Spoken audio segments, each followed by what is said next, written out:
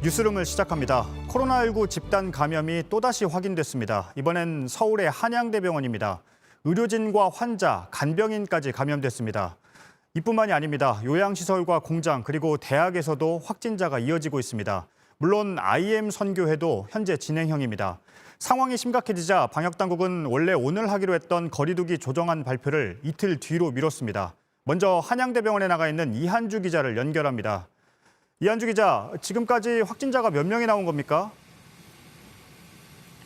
네, 모두 23명입니다. 의사와 간호사 각각 1명, 환자 10명, 환자와 보호자와 간병인 11명 등으로 파악이 되고 있습니다.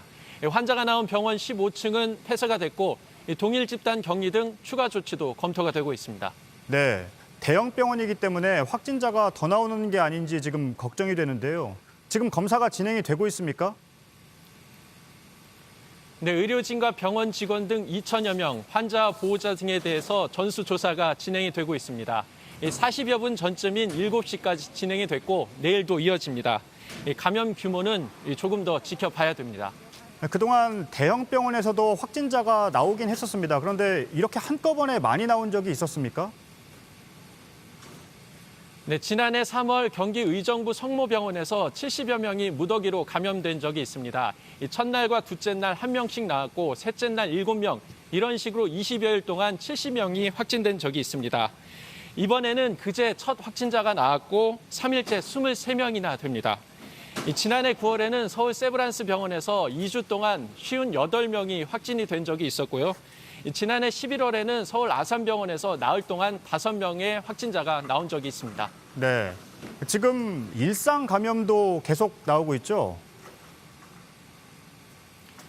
네, IM 선교회만의 문제가 아니었습니다. 경북대 대학생 7명이 확진 판정을 받았고 수원 요양시설에서도 26명이 무더기로 감염이 됐습니다.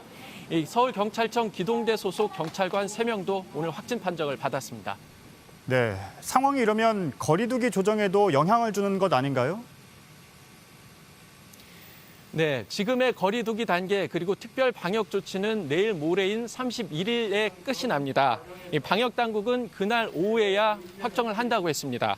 마지막까지 환자 추이를 조금 더 지켜보겠다는 겁니다. 정세균 국무총리는 힘겹게 쌓아온 방역의 둑이 한순간 무너질 수 있어 참으로 조심스럽다, 이렇게 이야기를 했습니다. IM 선교회발 집단 감염이 나오면서 국내 일평균 국내 발생 확진자는 400명대로 올라섰습니다. 거리두기 2.5단계 기준을 넘어선 겁니다. 이 때문에 5명 이상 사적 모임 금지, 그리고 밤 9시 이후 영업 정지, 영업 제한 등은 그대로 이어질 가능성이 높습니다. 서울시설공단도 봉안당 5곳을 폐쇄를 했고 문을 여는 곳도 5명 이상 성묘를 금지를 한다고 했습니다. 네, 잘 들었습니다. 이한주 기자였습니다.